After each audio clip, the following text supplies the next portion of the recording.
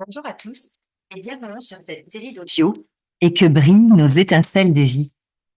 Je suis Carole, professeure de yoga et praticienne et enseignante en Reiki Usui, et je vous propose une série d'audio également disponible en article sur mon blog sur le site moonshaktiyoga.fr.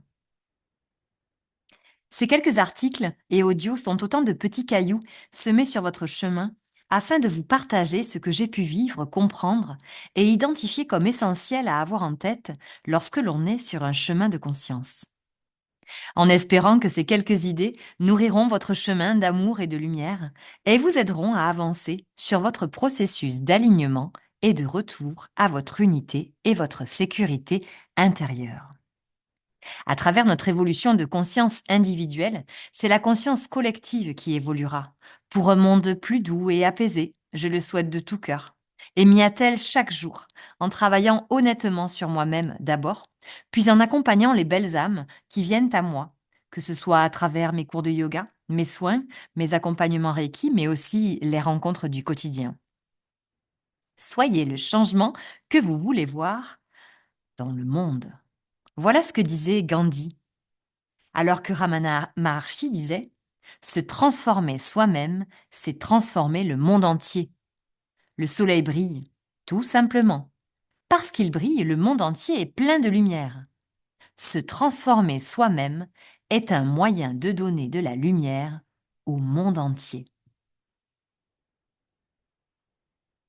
Épisode 6.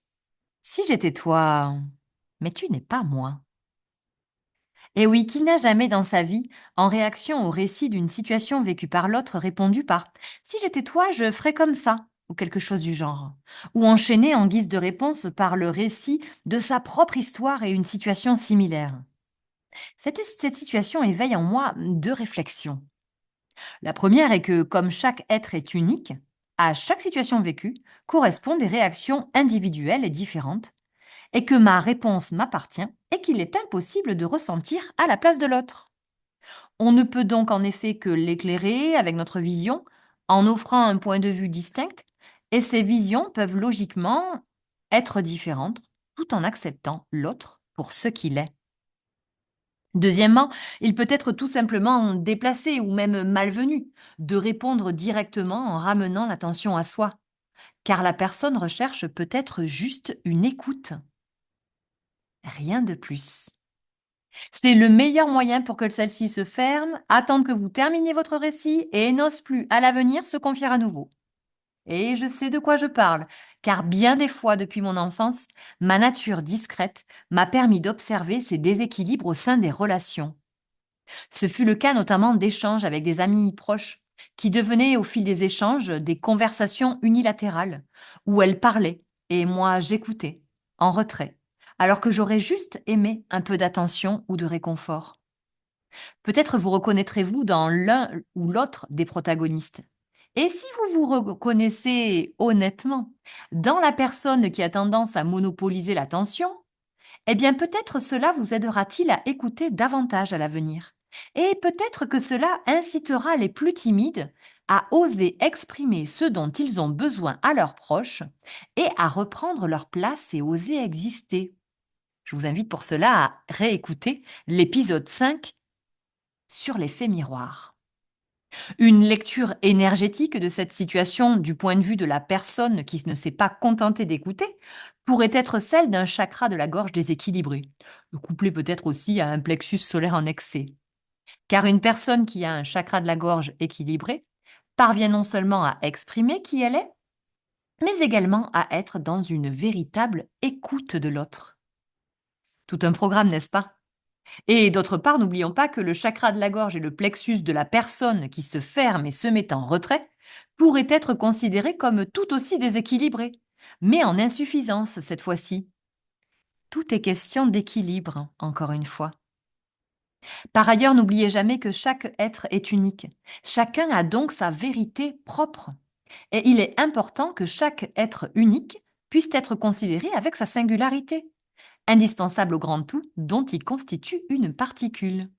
Au même titre que chaque cellule de notre corps est unique et différente des autres, et en même temps indispensable au fonctionnement du corps humain tout entier.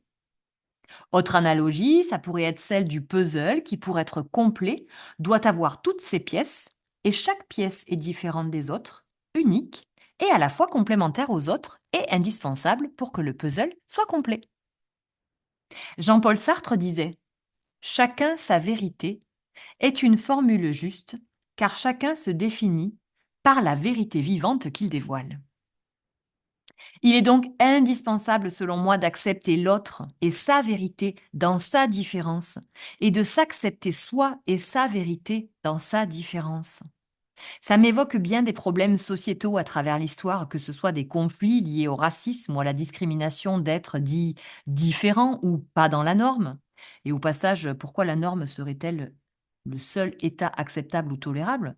Et quelle valeur a cette norme lorsqu'on admet l'unicité de chaque être? Bref, encore un autre programme. Par extension, si vous confier à autrui peut vous permettre de verbaliser et de conscientiser ce que vous vivez ou ressentez, et de recueillir un feedback, la juste réponse ou conduite à tenir face à cela ne pourra venir que de vous, car l'autre ne pourra vous apporter qu'une réponse ou un conseil avec ses yeux, son vécu, sa vision de la situation. Écouter le retour de l'autre sera bien souvent riche et éclairant, sans nul doute, d'autant si la personne à qui vous parlez a déjà vécu une situation similaire. Mais sa norme n'est pas forcément la vôtre.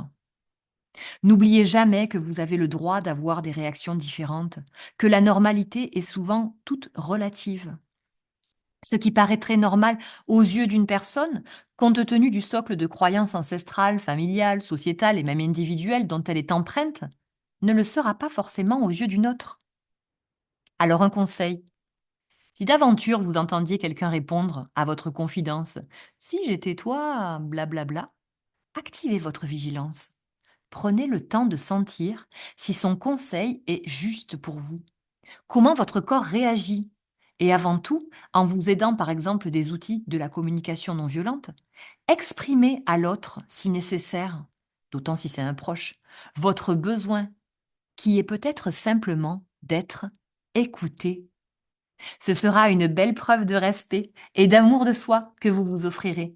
Et votre estime de vous-même vous en sera très reconnaissante par voie de conséquence. Et qui sait, peut-être permettrez-vous à l'autre de prendre conscience d'une attitude involontaire et lui rendra service par la même occasion.